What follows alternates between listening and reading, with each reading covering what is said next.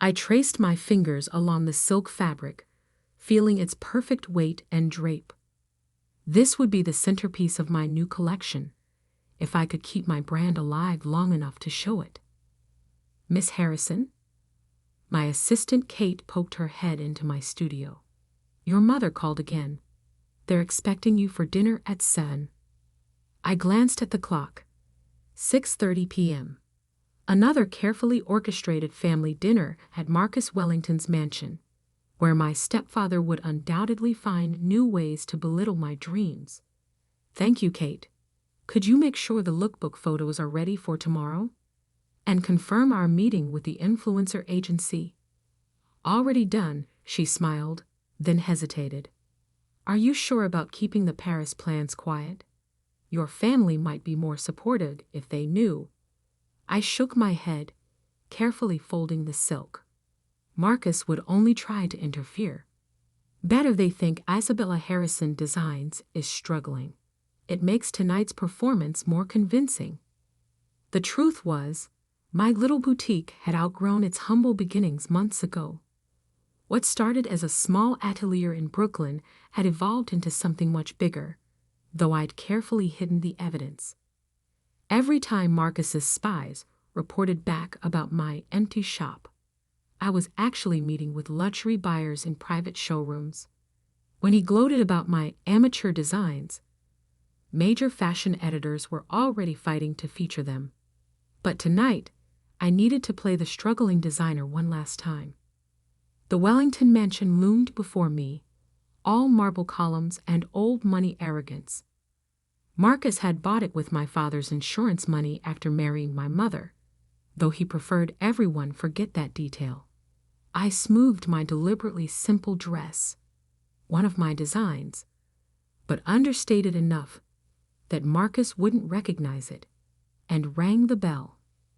Darling, my mother answered, all perfect makeup and nervous energy. You're just in time. Marcus has big news. I bet he does, I thought, kissing her cheek. I'd heard whispers about his plan to launch his own luxury brand, building off his success in mass-market retail. He'd been poaching designers and manufacturers for months, though he didn't know I had friends in every atelier he'd approached. The dining room was a monument to Marcus's idea of success. Crystal chandelier, antique furniture, and precisely arranged place settings that no one dared disturb. My younger half-sister Sophia sat quietly, tapping her phone under the table. At 16, she was already learning to navigate Marcus's moods. Isabella. Marcus didn't bother standing as I entered. I trust your little shop isn't keeping you too busy for family obligations. I took my seat, noting how he'd positioned me directly across from him. Classic power play. Never too busy for family. Excellent. He smiled, all teeth and no warmth. Because we need to discuss your future. The staff served dinner. Elaborate French cuisine that Marcus barely touched while holding court. He loved an audience, especially a captive one. I've been reviewing the family's investments, he began, swirling his wine. Your mother and I have decided it's time for some changes. My mother flinched slightly. We both knew she hadn't decided anything. Your boutique, Marcus continued, has been draining resources for 2 years now. The foot traffic reports are abysmal. Your social media engagement is laughable. And those designs, he shook his head. Let's be honest, Isabella. You're embarrassing the family name. I took a small bite of salmon, letting him build to his crescendo. Therefore, I'm cutting your funding. It's time to close up shop and join the real world. In fact, his smile widened. I'm launching a new luxury fashion line. Wellington Haute Couture. I could use someone with your basic understanding in a junior position, under proper supervision, of course. Sophia's phone clattered to the floor. She knew how hard I'd worked, how many nights I'd spent perfecting my craft, while Marcus built his empire on cheap knockoffs. "That's very thoughtful," I said carefully, watching my mother's face fall at my apparent surrender. "When do you need my decision?" "Decision?" Marcus laughed. "I'm not offering a choice, Isabella. The boutique's lease, your equipment, even your supply contracts. Who do you think has been underwriting all that? I own everything you've built." I stood slowly, placing my napkin beside my barely touched plate. "I see. Then I suppose I should go pack up my studio." "Don't be dramatic," Marcus sighed. "Stay, finish dinner. We're family after all. Tomorrow, my team will handle everything." I kissed my mother's cheek, whispered "Watch the news tomorrow" in Sophia's ear, and walked out of the mansion for the last time. In my car, I finally allowed myself to smile. Marcus was right about one thing: tomorrow would change everything. He just didn't know that his family obligation had outmaneuvered him at every turn. My phone buzzed. A message from Kate. Influencer contracts signed. Celebrity fittings confirmed. Paris guest list finalized. And Marcus's team just tried to access our real financial records. Perfect. Let him think he found all my secrets. I drove to my real studio, not the decoy boutique Marcus had been watching, but the converted warehouse in Manhattan's garment district, where my team was putting the finishing touches on the collection that would debut at Paris Fashion Week. The collection that would make Isabella Harrison Designs a global luxury brand. And if Marcus thought he could steal it, he was about to learn that his stepdaughter had inherited more than just her father's talent for design. She'd also inherited his business acumen and his lawyers. Tomorrow would prove exactly who was embarrassing whom. The next morning dawned crisp and clear. Perfect weather for watching an empire crumble. I sat in my real studio's control room, surrounded by screens showing security feeds from both locations. On one monitor, Marcus's acquisition team was breaking into my decoy boutique, smugly photographing the intentionally mediocre designs I'd left as bait. On another, celebrities were quietly entering my real studio through the private entrance. "They found the fake financial records," Kate reported, watching the feed. "And the secret notebook with the terrible sketches.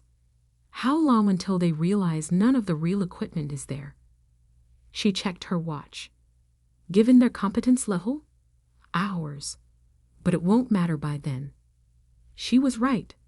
At exactly 9 a.m., my carefully orchestrated plan began unfolding across social media. First, Victoria Chen, Hollywood's newest A-list actress, posted a photo in one of my designs at her movie premiere. "Obsessed with my at Isabella Harrison Designs gown. Can't wait to wear more at #Paris Fashion Week." 10 minutes later, pop superstar Jade Martinez shared a video of her final fitting in my studio. Isabella Harrison isn't just a designer, she's an artist. This collection is going to change fashion forever. By 9:30, my name was trending worldwide. My phone buzzed. Marcus. I let it go to voicemail, focusing instead on the real work ahead. In the main studio, 30 skilled artisans were putting final touches on the collection. Each piece represented months of innovation, combining traditional craftsmanship with cutting-edge technology. The centerpiece, a hand-embroidered gown with fiber optic threads that changed color with the wearer's movements, had already been purchased by 3 major museums. "Miss Harrison," one of my seamstresses called out, "the Vogue team is here for the exclusive preview." I nodded, watching Anna Wilson, the magazine's formidable editor, enter with her entourage. She'd been one of my earliest supporters, recognizing the potential in my designs long before the celebrities and influencers. "Isabella, She air-kissed my cheeks. Darling, the buzz is extraordinary. And these pieces. She ran her hand along a jacket made of laboratory-grown crystal fabric. You've outdone yourself. Thank you, Anna. Though I suspect my stepfather might disagree. She smiled wickedly. Ah, yes, Marcus Wellington. I heard he's trying to launch his own luxury line. Knockoffs of last season's trends, I assume. Actually, I pulled up some designs on my tablet. These are his planned showpieces. Notice anything familiar? Anna's eyes narrowed as she swiped through the images. These are remarkably similar to your early sketches. The ones you showed me last year. The ones I deliberately leaked, you mean? I switched to another screen, showing trademark registrations and patent applications. Everything properly documented and dated, of course. Oh, you delicious creature. She laughed. You knew he tried to steal your work. Marcus has been copying other designers for years. I just gave him the perfect opportunity to copy mine. I gestured to the busy studio. While he was focused on my failing boutique, we built this. Every piece protected, every innovation patented. My phone buzzed again. More missed calls from Marcus, plus increasingly frantic texts from my mother. Isabella, what's happening? Marcus is furious. Darling, please call us. The news is saying you're showing at Paris Fashion Week. Finally, a message from Sophia. OMG sis, you're trending. Marcus is having a meltdown. This is epic. Kate appeared at my elbow. Marcus's team just realized the boutique is empty. No equipment, no patterns, no real inventory. They're calling his lawyers.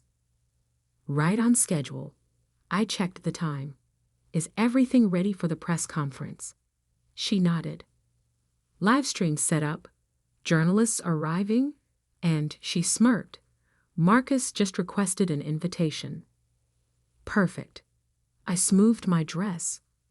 One of my most sophisticated designs, naturally. Let's give him a front row seat to his own humiliation. The press conference room filled quickly.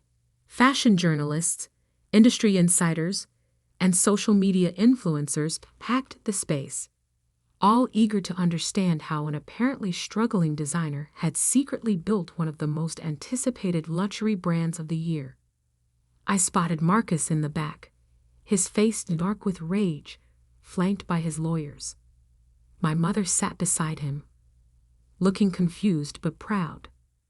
And there was Sophia, grinning and filming everything on her phone. Good morning, I began, taking the podium. Thank you all for coming. Today, Isabella Harrison Designs is proud to announce our debut at Paris Fashion Week, featuring innovations that will redefine luxury fashion. Screens around the room lit up, showcasing my real collection. Gasps and murmurs filled the air as journalists saw the technological innovations, the architectural designs, the perfect fusion of art and engineering. Every piece is fully protected by international patents and trademarks, I continued, my eyes finding Marcus. We've spent 2 years developing these innovations in secret while maintaining a decoy location to prevent industrial espionage. Marcus's lawyers were frantically whispering to him now, likely explaining how thoroughly he'd been outmaneuvered. We've also discovered attempts to copy our early designs, I added, triggering another round of whispers. Fortunately, we anticipated such attempts and can prove the provenance of every original concept. The questions began flying. How did you keep this secret? Who funded the development? Is it true the collection is already sold out to private buyers? I answered each one carefully, watching Marcus's face grow darker with every revelation. His dream of launching a luxury brand was crumbling. After all, Who would back him now that he'd been exposed as attempting to copy his stepdaughter's work? When the formal presentation ended, Marcus tried to approach the podium, but security smoothly intersected him. I'd learned from the best, after all, him, about controlling access and managing optics. Isabella, he called out, loud enough for nearby journalists to hear. You ungrateful little Mr. Wellington. I cut him off smoothly. All legal correspondence should go through our attorneys. Though I should warn you, attempting to seize a company you don't actually own could be considered corporate fraud. He froze. What do you mean? Don't know. I smiled, channeling his own condescending expression. Check the paperwork, Marcus. Everything you thought you were funding was a shell company. The real Isabella Harrison Designs has different investors, different contracts, and different ownership. But thank you for the early lessons in business strategy. They proved quite valuable. As security escorted him out, I caught my mother's eye. She was crying, but smiling too. Sophia ran up and hugged me, whispering, "That was amazing. Can I intern for you this summer?" Later in my office, Kate brought in a stack of media coverage. The story was everywhere. Young designer outsmarts corporate takeover, fashion's new tech revolutionary, the secret success of Isabella Harrison. My phone buzzed one final time. A message from Marcus. You'll regret this. I made you. I typed back. No, you underestimated me. The regret is entirely yours. Then I turned back to my team. We had a Paris Fashion Week show to prepare, and this was just the beginning. Paris Fashion Week, the pinnacle of haute couture, where legends are made or destroyed in 15 minutes on a runway. I stood backstage at the Grand Palais, watching my team prepare for the moment that would define Isabella Harrison Designs forever. Marcus is here, Kate murmured, tablet in hand. Front row, with his lawyers. They filed another injunction this morning. I smiled, adjusting a model's collar. How many does that make? 6 in 3 weeks, all dismissed. Though he did manage to freeze some of your old accounts. The empty ones, I confirmed. How's Mom doing? Kate glanced at her tablet. She's in her seat. Sophia's with her. And the video you asked for is ready. The last 3 weeks had been a whirlwind of preparations and legal maneuvers. Marcus, desperate to salvage his reputation, had tried everything to stop my show.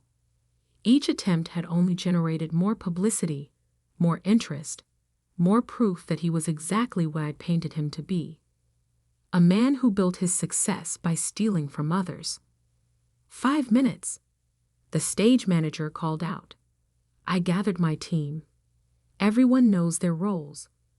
We've prepared for this moment for 2 years. Now let's show the world what real innovation looks like. The lights dimmed. The music began, a haunting melody I'd commissioned specifically for this show.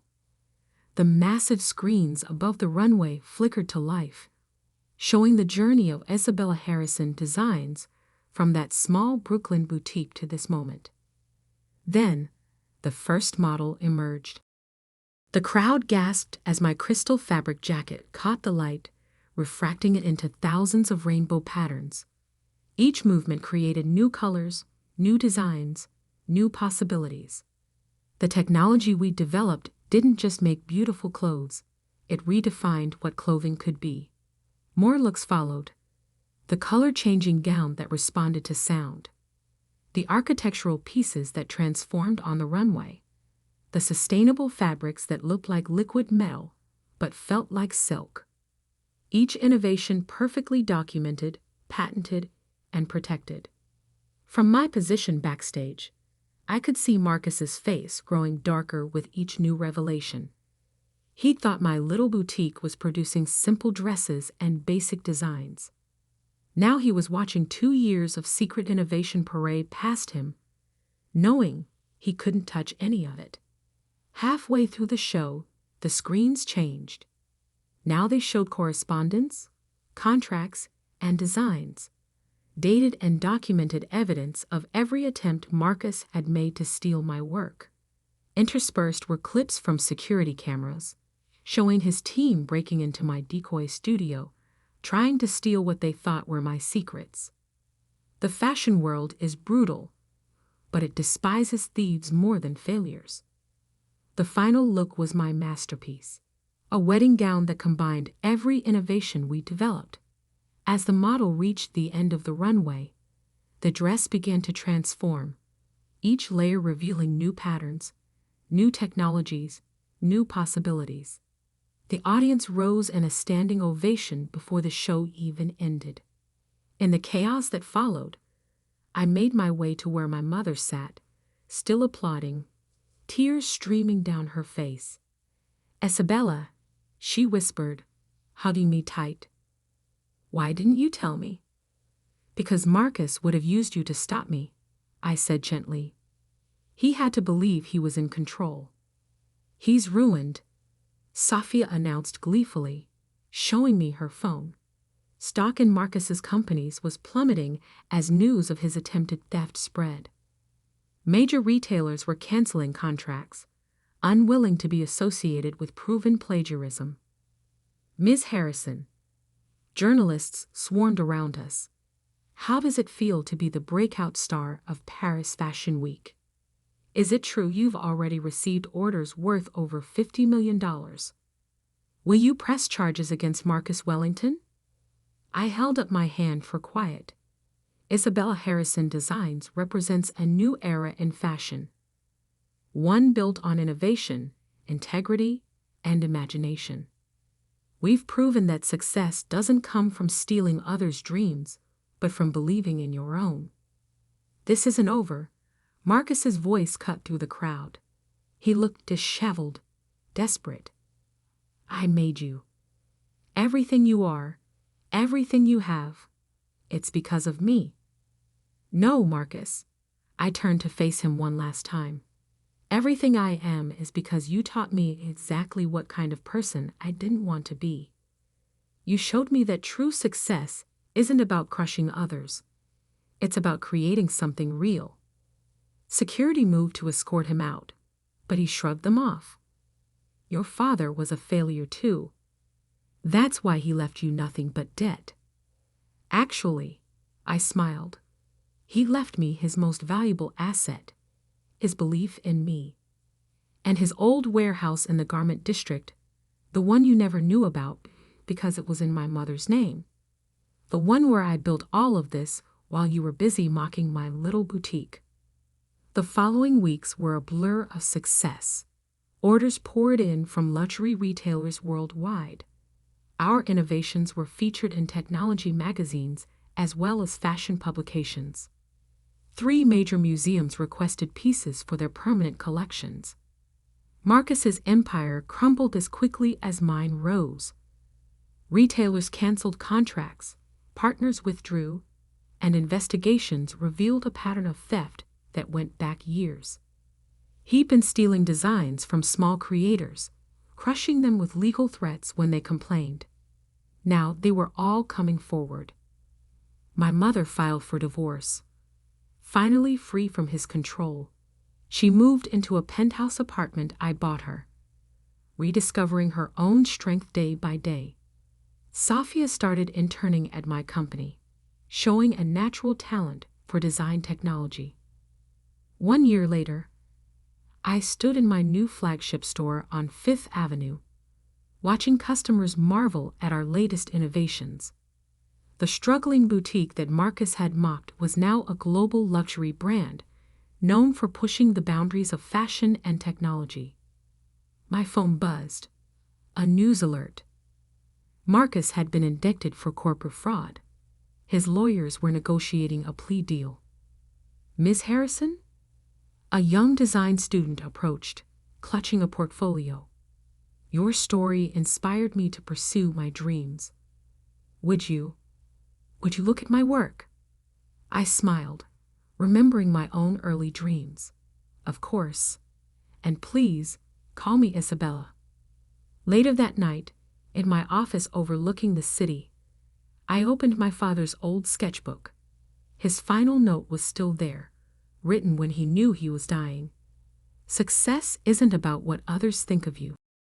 It's about staying true to your vision, even when no one else believes in it. I'd done more than that.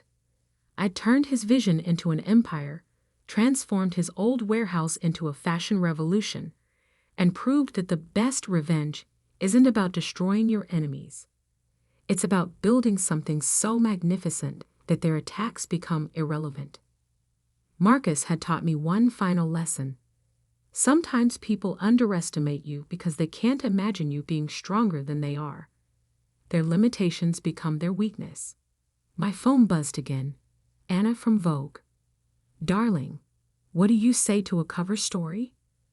The future of fashion. How Isabella Harrison changed the game.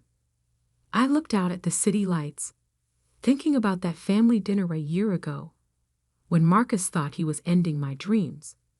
He never understood that you can't kill a dream by mocking it. You only make it stronger. Yes, I replied. I think it's time to tell the whole story. After all, success isn't just about proving others wrong. It's about proving yourself right. And sometimes the best revenge is simply becoming everything they said you couldn't be.